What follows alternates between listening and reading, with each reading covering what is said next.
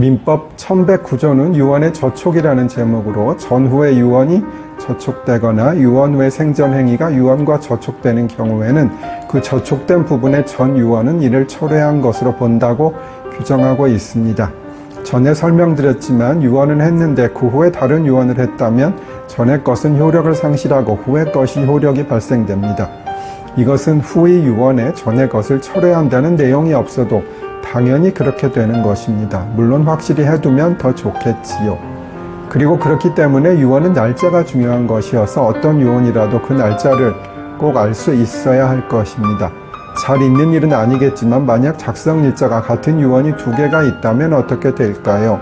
이런 경우는 재반 사정을 참작하여 그 전후를 파악하여야 하고 그 판단이 불가능하다면 동시에 모순되는 유언이 있어서 두 개 모두 무효로 볼 수밖에 없다고 합니다. 전의 쇼츠에서 이어집니다. 그런데 1109조 후단의 유언 후의 생전행위가 유언과 저촉되는 경우는 조금 더 복잡합니다. 대법원 판례는 저촉이라 하면 전의 유언을 실효시키지 않고서는 유언 후의 생전행위가 유효로 될 수 없음을 가리키되 법률상 또는 물리적인 집행불능만을 뜻하는 것이 아니라 후의 행위가 전의 유언과 양립될 수 없는 취지로 행하여졌음이 명백하면 족하다고 할 것이고, 이러한 저촉 여부 및 그 범위를 결정함에 있어서는 전후 사정을 합리적으로 살펴 유언자의 의사가 유언의 일부라도 철회하려는 의사인지 그 전부를 불가분적으로 철회하려는 의사인지 여부를 실질적으로 집행이 불가능하게 된 유언 부분과 관련시켜 신중하게 판단해야 한다 라고 판시하여 저촉의 판단 기준을 제시하였습니다. 예를 들어 어떤 부동산을 유증하기로 하였는데 그것을 매도했다면 당연히 저촉행위가 되겠지요. 다음 쇼츠로 오세요. 전의 쇼츠에서 이어집니다. 그런데 전의 쇼츠 사례에서 그 부동산을 매도한 것이 아니고 부동산의 매물로 내놓은 경우에는 어떻게 될까요? 제가 최근에 이 부분에 대한 판례를 검토해 보았는데 유사한 것을 찾지는 못했지만 대법원의 판시를 보면 매물로 내놓은 것은 전의 유언과 양립될 수 없음을 확실해 보이고 따라서 생전행위로 유언에 저촉되는 행위를 했다고 인정될 가능성이 상당히 있어 보입니다. 이 사건은 사실 최근에 제가 선임한 것인데요. 아마 대법원에서 판례를 남기게 될 수도 있을 것 같습니다.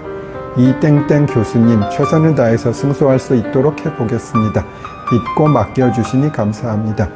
이 사건에서는 중개인의 증언이나 녹취록 등으로 유증하기로 한 부동산을 내놓은 것에 대한 확실한 증거가 있는 경우입니다.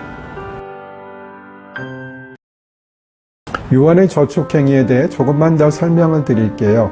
다른 사람이 유언자의 명의로 한 처분행위가 유언과 저촉되는 경우 유언이 철회된 것으로 볼 수 있나요? 정답은 NO입니다. 이 경우 유언은 철회되지 않습니다.